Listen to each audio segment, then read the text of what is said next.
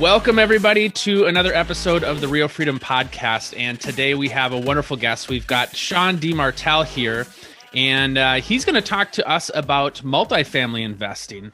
He's had a background as an air traffic controller and decided that to achieve his financial goals long-term, that wasn't going to be the spot that he was going to be in. So he took up some multi-unit investing. He's also the host of the Multifamily Takeoff podcast.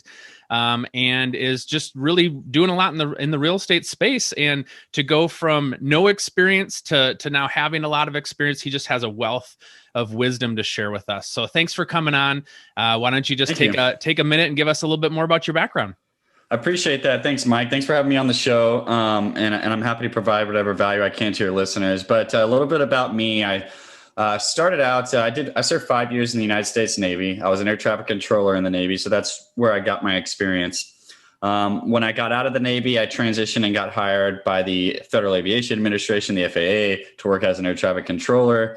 And it was honestly my dream job. It's here in San Diego, California, at the exact facility I wanted to work at, which I didn't think was possible. So I was stoked about it. It's a great 6-figure job, the American dream type of deal. And I thought to myself when I first got that job, like, great, now all I got to do is live, work, and I have plenty of money to spend it as I want to. And then it sort of evolved over time into me, I was maxing out my TSP, AKA my 401k, and I had more money to invest. And what was really the catalyst is I met a buddy, one of my good friends and old roommates was a real estate agent, loved real estate, and told me I should check out the Bigger Pockets podcast. Mm-hmm. One day I was traveling with my girlfriend on a road trip, and I threw that thing on, and the rest is history because I was hooked. It was speaking to me. It made sense. And I was hearing these stories of people being successful in real estate. So that really started this whole idea of investing outside of my 401k. Without digressing too much into all of that, I started to really study what I was currently doing. So I was reading about index fund investing. I was reading about 401ks in general, and trying to make myself an expert at them. So I really understood what I was doing. And then I just went into a rabbit hole of real estate books, and I was reading stacks of books. I would hear podcasts, and at the end, someone would say, "Oh, this is my favorite real estate book." I'd just buy it immediately and then get it on Amazon and start reading it.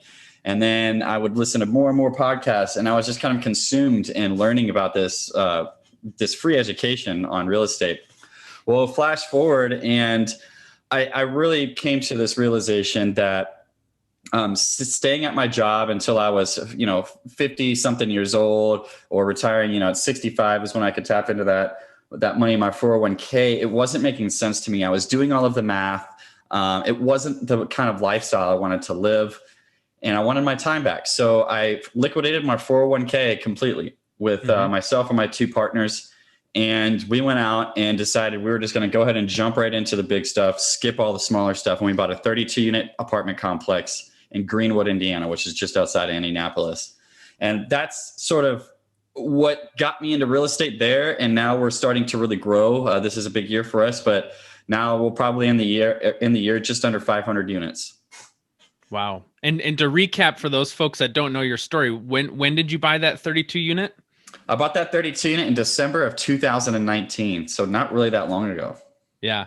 And that's amazing just to think about, for those people that listen to this podcast that have been in real estate for 10, 15, 20 years and haven't invested yet. And a lot of times what we hear is, I've always wanted to get into investing. You've got, let's just say you're an agent with 20 years of experience. You haven't dipped your toe into investing. And here we've got an air traffic controller that's leaping in, buying a 32 unit complex in a state that you don't live in. And here we are less than a year and a half later, and now you've got 500 units. So it can happen fast. I think right off the bat, what I hear is you're a learner, right? You're consuming content as fast as you can. You're reading books as fast as you can, and you're going to learn through experience. And yet you're also going to learn from hearing other people's experience. So your learning curve is so sharp already to go from nothing to something to now all of a sudden you're in it and you're in it deep. So I'm sure that obviously was a huge part. Talk to me a little bit about your buddies that you went in on this deal with. What's your relationship with them? What's their experience then in real estate? So both of them were traffic controllers with me, and that's kind of where all of our branding came in too. So like you mentioned at the beginning, our podcast is called the Multifamily Takeoff podcast, and so we kind of just incorporate all that. But we're all three of us. I say we're traffic controllers because my partner Rich has already quit that job, their traffic control job. But we all worked at the same facility here in San Diego, and the three of us connected just because of our passion for real estate. They already had small investments, like, Mike had, a fourplex and, a couple small condos, things like that. So they had already been dabbling in real estate, but as we started to, the three of us sort of in conjunction, we're really getting into the multifamily / apartment idea of scaling the business. That's really where the partnership and friendship started to blossom. And the idea was really, my partner Rich was, I think, the one that first came up with the idea, because we were all three like going to work and talking about, okay, yeah, I'm looking at this fourplex in Louisville, Kentucky, or I'm looking at this triplex here. And then one day Rich was like, wait, what are we doing? Let's just partner up, put our money together and go big right away. And that's what started it right there. From there, we dove headfirst into everything. And it was great because the three of us, we wanted to do everything we possibly could to grow our business and learn. So starting a podcast, starting our own local real estate meetup, creating blogs, all of this stuff, right? Mm-hmm. And right from the get-go, we were all three gung-ho about it. It was just like, hey, should we do a podcast? Okay, let's do it. When can we start? Let's buy the microphones. And it was just like immediately all three of us were all in. Yeah, that's amazing to hear. So talk about identifying those properties. Where did you start looking, and how did that go from, okay, now we've identified this is the property for us, and we're gonna jump into that? Yeah, so that was a long process, because for a lot of reasons. So the way we started is we started from what we had learned on how to sort of identify certain markets for certain criteria. So we developed a criteria of, we don't want to be in blue states, just honestly in general, because they're going to have much stricter landlord tenant laws. So, we also wanted to be in places that were a little bit more affordable. So that kind of takes out all the coastal markets. Mm-hmm. Which is where you live. So the familiarity of, hey, I'm in California is thrown out the window. Exactly. We also wanted to be in places that had growth, but we're also not at the tippity top of that where all of this competition was. So that took out places like Texas and Florida. I mean, Texas, if you try to get into the market there, you're competing against 30, 40, 50 other offers. And if you're just not getting into the apartment business, it's way harder to get started. So that took out some other major states. And then from there, it was a matter of researching various cities, looking at their population trends. Is it decreasing, stagnant, or increasing? We would look at, the jobs, like what's the job makeup? Is it all one industry like Detroit was, or do we have like a good mix? And so we slowly trickled it down, and we came up with a couple of markets, and the Indianapolis market was one of them, where we felt like the pricing guidance made sense, and it met all our metrics, and we felt like we could get started there. So from there, that was a months-long process. And then from there, it was contacting all of these commercial real estate brokers and starting to build relationships there. Because in apartments, for your listeners that don't know, it's a completely different game. You don't log on to Redfin and look for apartments. Though I have seen them on there, that's not, where you're typically going to get them. Right. And there is a sort of Redfin. It's called LoopNet, but that's where all the trash deals are. And everybody in this business knows that. The way that you do it in this business is you contact real estate, mortgage, or commercial brokers, and they have email lists. They literally email, like, it sounds old school, but they will email out their deals and the properties that are being sold by their clients to people that are, whose criteria align with that particular asset, right?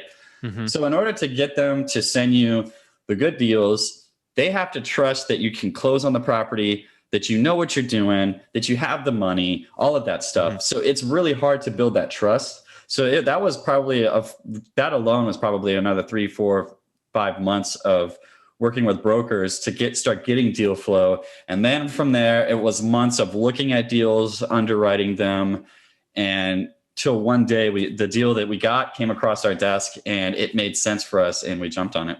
And what you said does make a lot of sense. I mean, just in terms of looking at office space in the past for some of the other companies that I've worked for, I found that out too in the commercial industry, because it's like, hey, we log on the MLS, we put in our criteria, bing, bing, bing, these are the 15 properties, and it's really hard to do that into commercial. Like it's more of a who you know and what they know type of mentality, and it's a lot harder. It's not like I could just say, okay, now I want to look in this this city and find anything under this amount of square feet. It's not that way. And so that's where your learning curve is even harder, because you do have to make those relationships. You can't just plug in the information and all of a sudden I have MLS access and I can find whatever I want and analyze it. You've really got to talk to a lot of people. So yeah, for sure. It takes a lot more work. It's kind of weird how it works that way, though, about it being a relationship business. But that's just the truth of it. And I think trust is just one of the main things too, because in this business, it's a lot harder to close on one of these deals than it is to somebody go buy a single family home. Right. Mm-hmm. So I think that has a lot to do with it, but it's just a whole nother ballgame. Like it's a completely different business. So it takes a lot to learn how to get to the closing table. Now talk about the financing piece in the beginning. How are you able to pull that together in those conversations to get to where, okay, now you're approved and you can purchase this property? That was probably the biggest hurdle that we had, aside from actually getting deals sent our way. Because in commercial real estate, like I alluded to earlier, it's a lot harder to really do anything when you're just getting started. But to get a bank loan is very difficult. And that took a lot of convincing on our side, because typically the banks require that somebody signs on the loan that has a net worth equal to or greater than the loan amount. So in this case, we're buying a $1.2 million property. Somebody needed to be signing on the loan with $900,000 in net worth. None of my two partners together didn't quite equate to that. Right.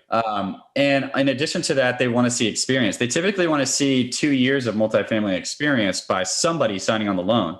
So really it's, in this business, typically what people do is they get a mentor, which we eventually did after we got this property, so that you can have somebody that has the experience to kind of help get you started. We didn't have that though. So the banks, most banks said no. We had a mortgage broker that was shopping us around to, I think, like 100 different banks. And almost all of them said no. That they didn't want to do it. We didn't have enough experience. We don't have the net worth. We don't have the liquidity.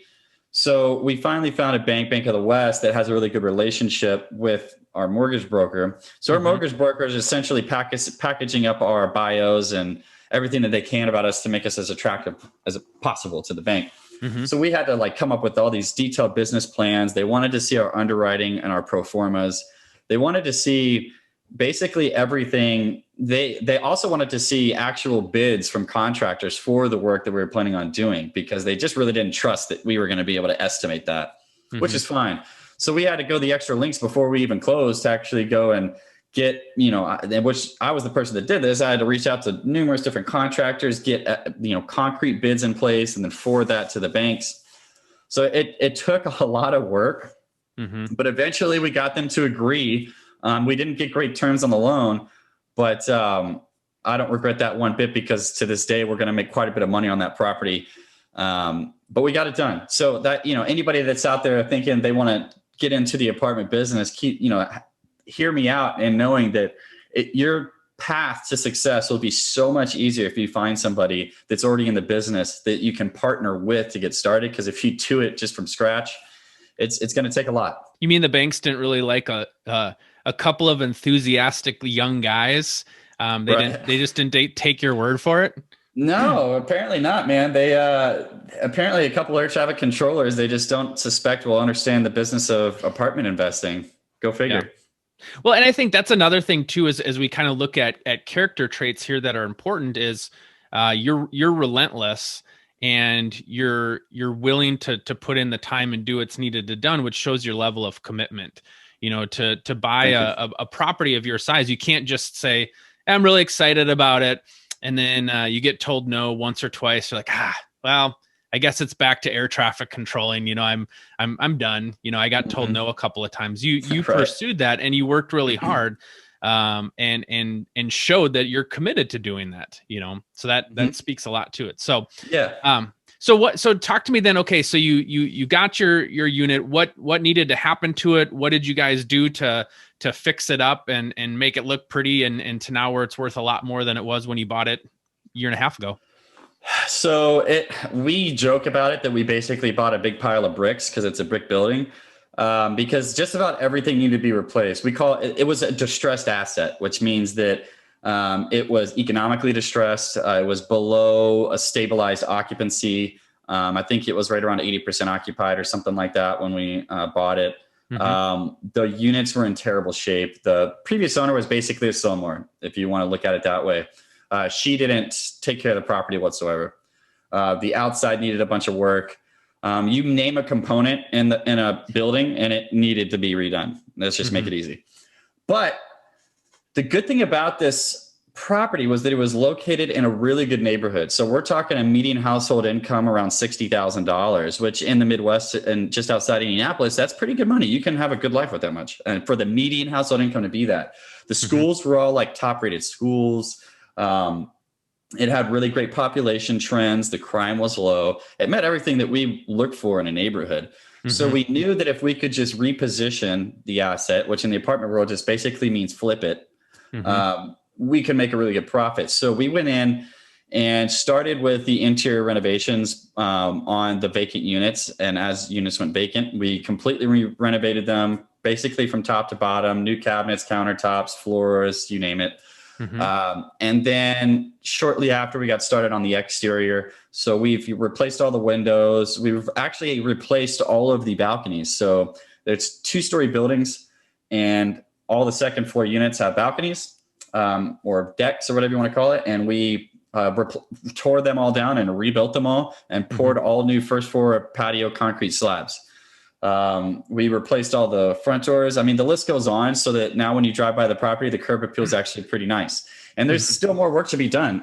We're about to be replacing the roofs. We're going to redo the landscaping. We're going to reseal and stripe the parking lot. So by the time we're done in another 12 months or so, the property is going to be worth about $1.5 million. Well, actually about $1.8 million more than what we purchased it for.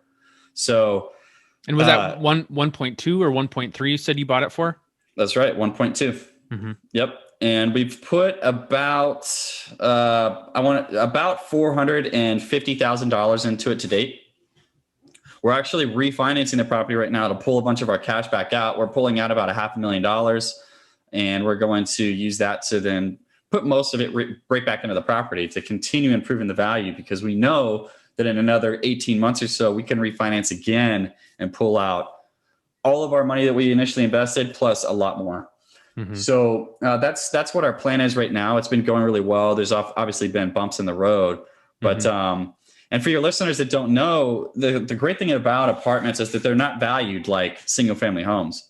So if you're listening to the show, single family homes, are valued based off of comps. So you pull the comps on what recently sold in the last 6 months or so for properties that are exactly like that one. And that's how you can kind of use that information to determine the value.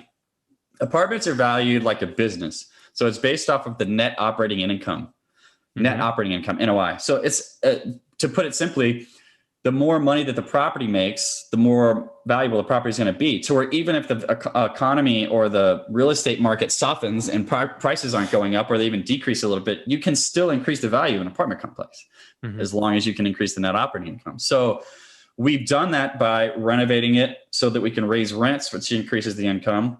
We've put tenants on a ratio, also known as RUBS, which means that you bill back for utilities based off of how many people live in the unit, how big the unit is, et cetera. And they get billed back for water, sewer, and trash. So that's decreased our expenses. Also, by putting in all new windows and things like that has decreased the expenses. The list goes on. And now our net operating income is more than double what it used to be. Yeah. And that's the interesting part of of a building is there's so many moving pieces that you can just improve this part, this part, this part, this part, this part, and slowly over time, now you've made a drastic change to where, yeah, now it's worth 65, 70% more than what it was in just 18 months. And it's a Right. much more attractive asset if you guys ever decided to sell it now, because it looks better, it's got better occupancy, and it's got higher rates. And so you're taking it's a entrepreneurial playground. It's a business within a business here, and you're just making that apartment complex business a lot more successful based on how it looks, the money coming in, the tenants, the strength of it, and all that. And then you can flip it, or you can just hold it, which you guys are going to do. Exactly. So how does that turn into, okay, so now we've got a very nice, strong unit. You've got a good reputation now. You've got some experience. How does that work into the next step here? And eventually we'll get into kind of your long-term plan here for financial freedom, which is why you're doing this. But how do you knock down the next domino? So to knock down the next domino and to scale up, it still requires us to bring in partners and to grow, because we still don't meet the requirements that the bank's looking for larger properties. We could probably go get another property similar in size to this one, but we want to scale and go bigger next time, right? So we're actually getting a property right now that's 150 units, and what we've done is we have mentors now, John and Tony Azar. These guys are guys that have been doing this business for a very long time, have right around 5,000 apartment units that they own right now. And over the course of their career, I've owned over 8,000. So what we do is we partner with them and bring them in on the general partner side, and we split that with them. And then they're able to sign on the loan with their balance sheet, with their experience, so that we can get, larger properties. So now we look for, 150, 200 unit, 100 unit properties that have on-site leasing staff, et cetera. And we're able to take it to the next level by syndicating. So if your listeners don't know what syndicating is, that's the term in the apartment world where these apartment operators like myself and my partners will raise money from investors who we know, and we'll pool all that money together to then go buy apartment complexes, really big apartment complexes, and then reposition them, flip them, essentially fix them up, increase the income, and then make cash flow distributions to the investors over the whole period of the asset. And then when we go to sell, the investors get a big check on that as well. So our investors get a great return, and we're able to buy larger profits, and we split the profits with our investors. So it's really a win-win for everybody. So the next domino is syndicating apartment complexes, which we've started doing this year. And we'll just over time build our portfolio as we find more and more assets that meet our criteria.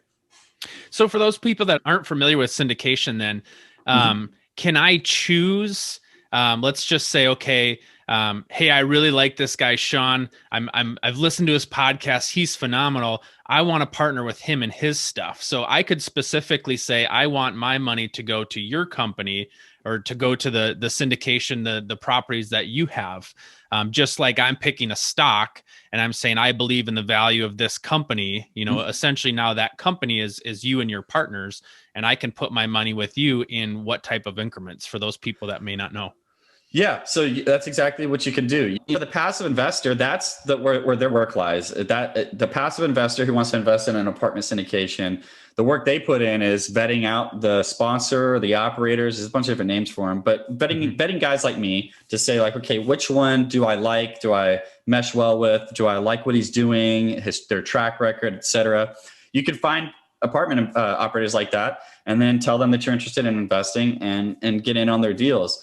Now, this is an industry that's very highly regulated. So typically with deals, with the apartment syndicators, you have to establish a pre-existing relationship to invest with them, because most properties are bought with what's called a Regulation D 506B SEC offering. So the Securities and Exchange Commission has very defined rules for how that can be done, right? And so typically you're going to need to know that person. So you'll have to, hop on phone calls with them and get to know them, which you're probably going to do anyways if you're going to invest with them. But that's usually a step that's required. But there are deals out there that are under a Regulation D 506C where the operators don't need to know you. But in those cases, you have to be an accredited investor, which means that you have to have $1 million of net worth, not including your primary home, or you need to make $200,000 a year the past 2 years with a reasonable expectation you'll make it this year as well. So that's kind of like the different avenues you could take to invest in syndications. And what type of financial commitments would you be putting in here? Is it, hey, I've got $10,000 I want to put in, I've got 50,000, I've got 100,000. What increments are you typically looking for? So typically what you're going to see is a $50,000 minimum investment. With our investments thus far, it's a $50,000 minimum. Sometimes you can find a $25,000 minimum, in particular with like a smaller asset that's not as expensive. And the reason for that being is that, first of all, if you're raising money from unaccredited investors, which most people are going to be, right? They're not going to meet that $1 million net worth. They're not going to meet the $200,000 income threshold, things like that. You're limited to 35 of those people. So you got to think, if you're only raising money from 35 unaccredited investors that only invest $50,000, you're not going to be able to buy very large apartment complexes. Right. So you have to set some kind of a minimum and try to get a mix of accredited and non-accredited investors to raise, a considerable amount of money, whether that be $3-4 million that, to get these kind of properties. So that's one of the reasons. And it's also very expensive on the administrative side to do these syndications. So for example, we just paid $15,000 for our attorney fees for a syndication, and they're likely going to be even more fees to go along with that. But everything from front to back is way more expensive than a single family home. So if you're only raising money, $10,000 increments, you got to raise the money from a lot of people. Right. And you can't raise that money from unaccredited investors. And then accredited investors, if they had that kind of net worth, are probably more likely to invest more anyway. So there's this fine line between trying to set a minimum where you can actually get people involved and try and, help your friends and family invest in a great investment, but also raise enough money. Yeah. Yeah. And it's nice because then for somebody that doesn't want to be involved or doesn't understand things quite to that level yet, it's a great way to say, okay, I may not know what to do, but Shawn does. And so I'm going to link arms with you and essentially experience the benefit of all of your hard work.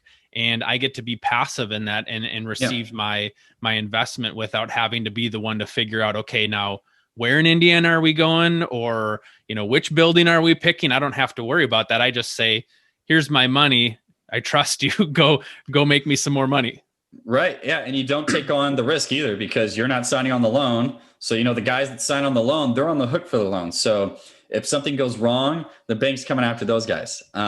And you don't have to, meet all these requirements I talked about and learn how to operate an apartment complex. So there are a lot of benefits to the passive investor that they just get to sit back and enjoy the show and reap the benefits without taking on the risk and a lot of work. And it is a lot of work. I think that anyone listening that wants to get into this business, I'm telling you, it's way more work than you thought. It's way more work than I thought, especially just to get your business up and running for sure. Now, talk to me a little bit about that mentor piece. Your process for going and finding somebody that's going to sign on the dotted line for you. How do you find these people? Where do you look? What do those conversations look like? Yeah, that's a really good question because I always recommend to people they find a mentor, but that is admittedly not easy to do because there's a lot of different types of mentors out there. There is the programs where you'll see a lot of these in the apartment investing world where, successful apartment investors will have basically like a little school that they develop with like modules you'll go through and they have these coaches that they assign to you. And it's basically like a little online university that they've made for apartments. And you'll pay anywhere from $25,000 to $50,000 typically for those mentorship programs. And they're pumping out, 30, 40 students at a time in most cases. And then you have the individual mentor that, is somebody that's in the business they don't have a bunch of students. They just got you and they don't have a predetermined curriculum. They're just speaking to you on a daily or weekly basis and teaching you the business and answering your questions and showing you things. I myself and my partners were really attracted to the second example as opposed to the first. Right. And we interviewed a lot of different programs, a lot of those like school type programs. We interviewed most of the top ones. And what we didn't like was that most of the time, for example, like if you follow a particular apartment investor on a podcast or something like that, and you think that they're great, you're like, I want that to be my mentor. Well, you go to find out at their program, he's not actually going to be your real mentor. He taught somebody else and is paying an employee to then teach what he taught them. Yeah. They're selling a coaching program. They're selling a coaching program, which, it works for people. I know people that have been very successful that have gone through those programs, but you're limited to, okay, hey, you get a 1 hour coaching call every other week, and then you're going to do these modules, and you can learn the business that way, but that's just not the way that didn't mesh with my learning style and what I wanted to pay for. So from there, it just becomes, okay, well, now we've got to find somebody that we really like that would be open to that kind of a relationship. So we found ours from our podcast. So we had brought onto the show John Azar, and John and Tony are brothers that are apartment syndicators that have a really strong, I told you about their portfolio already. And we had a great podcast with John, and we were talking, kind of shooting the crap after the show, telling him what our position was, looking for a mentor and how we're looking to grow. And John was just really impressed with us, liked what we were doing. And we had a good conversation about it. And he said, hey, I'll go talk to Tony about potentially mentoring you guys. And long story short, it ended up working out. We had several phone calls with both of them. And we started the program a couple months later, right in the middle of the pandemic. But that relationship is more of that one-on-one mentor-mentee relationship. There's no, pre-made material. And it's hopping on lots of Zoom calls, being on text messages, calling them, going and flying out there, walking properties with them. So that's been how our mentorship program has been. They also partner with us on deals now. So we're going in on deals together, raising money together. And it's really more of a relationship that I think is going to be a lot more fruitful. Yeah. Yeah. That's awesome. So talk about the financial freedom piece here. You've got a fancy spreadsheet, you've got a fancy plan of what you want to do with your life and numbers that you want to hit. So, I know, the traditional 401k wasn't the way for you. And so you saw another plan to do that. So how do you see yourself knocking down these steps? And ultimately, what do you want to accomplish with this? So I like you alluded to, I've done the math in a bunch of different times and a bunch of different ways on figuring out what kind of financial freedom I can actually achieve scaling this business. So, I did the math with the 401k, that I was looking, okay, if I continue maxing out my contributions to my 401k, what's that going to look like at 65 years old? And when I saw it, it was okay. But when you live off of the 4% rule, which I won't dive into all of that, but if you live off of the amount you're supposed to live off it on your 401k, it's not as much money as you think. Right. To all your listeners out there. And I advise you to go check out and read more about that. But that wasn't the modest life I wanted to live in retirement. And I didn't want to keep saving until I was 65 just to have that. So I did the math with my real estate. And if I calculated, if I just bought the exact same property that I bought in 2019. So let's just say every 2 years, I go and buy the same size property or just a property with the same returns. So the same cash on cash returns, the same equity multiple, whatever return profile you might like. So as I mentioned, year one, we've owned the property for 1 year now, and we're refinancing right now and pulling out most of our money. In another 12 to 18 months, we're going to refinance again when we're completely finished with the property to pull out all of our money, plus a little bit more to then roll into the next property. So I just said, okay, when we bought that property, it wasn't a great deal. We just want to get started. So that's not even like the best deal possible. So I said, okay, being conservative, if I just keep getting deals about like this, and every 2 years, because refinancing after 12 months is not normal. So I just said, okay, we'll skip that. And let's just assume every 2 years, I'm able to refinance and pull out 50% of my money, which is half of what I'm actually going to pull out. All right. So every 2 years, I pull out 50% of what I put in. I reinvest that into the next property. I keep getting my cash flow distribution, saving that up and reinvesting. Where will I be at in 10 years? Will I be at in 15 years? Well, I calculated that all I got without reinvesting another dime, just starting with that original property and never investing any more money other than what that property makes. By year 15, I will be reinvesting $1.2 million, and I will have over $600,000 in cash flow in my pocket each year. So that's some of the Plus you've health got benefits. you've got the asset. So Yeah. it's Plus I have going to the continue. asset.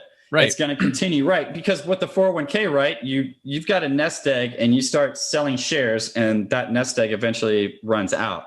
With my real estate, I make more money every year because rents go up, okay, and I'm able to continue doing better with the property and building upon that. So I only get richer every year with real estate. And that 15-year plan sounds a hell of a lot better to me than my 401k plan. And with this plan, I have way more tax advantages as well. And it requires less of my time because I'm still working my W-2 job as an air traffic controller, but in due time, I'm going to be quitting. And I get to decide what I'm going to do with my time throughout that 15 years while I'm building that portfolio. So to me, that just sounded way better. And as I alluded to earlier, we're already buying 150 unit buildings now. So that plan is going to be expedited way faster than that. That was a conservative plan that I wrote up. So I'm going to blow it out of the water. Yeah, that's awesome. So then talk about the freedom of that, because, just thinking about lifestyle, what you want to do, goals that you have in life, now that's totally changed, because instead of how do I put a little bit in, a little bit in, a little bit in, a little bit in to finally be able to cash out at 65 or, whatever that is, now your whole world has opened up, because now you're sitting here looking, okay, 15 years from now, I could be making $600,000 a year.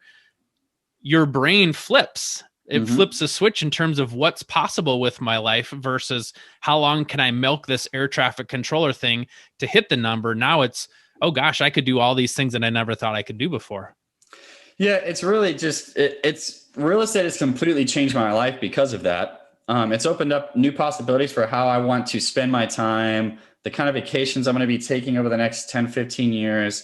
Going to work, and most people could probably relate to this, going to work and even at a great job like air traffic control, after a couple of years of being at the job, you're just thinking to yourself, man, I've got, you're counting down to retirement. The people that have been there for a while, they're like, yep, 5 more years. Yep. 10 more years, whatever the case may be. Now that I'm doing well in real estate, that thought process doesn't exist anymore, because I'm not going to have to do that. It's looking forward to every next year where I just continue to grow the portfolio, and I'm enjoying what I'm doing. I love investing. I think it's fun. It's exciting. So I think my entire life has changed. I don't have to wait now until I'm retired to think of enjoying life. I get to think about that so much sooner. I get to retire early. So it's just a whole new mindset that I don't even know how to explain. What are some other stories maybe that you can share, just in terms of things that you guys are working on right now? Where do you see yourself investing here in the next couple of years now, in light of what's happened the last year and a half? Now we're going to be heavily investing likely in the Carolinas, North Carolina, South Carolina. And the reason being is our mentors they have such a stronghold there. They own their own property management company that it just makes the most sense. And it's easiest to start building there, where we can be vertically integrated with their property management company, et cetera. And we're already seeing that this year with a lot of great apartment deals coming our way. So we're going to be building very rapidly over the next, 12, 24 months. So that's really what's on the immediate horizon. But I would say to your listeners too, we've talked about all this. We've talked about my journey. One of the things I think I've learned through this whole process is the power of the mind and how powerful it really is. And I used to think people saying that was really cheesy.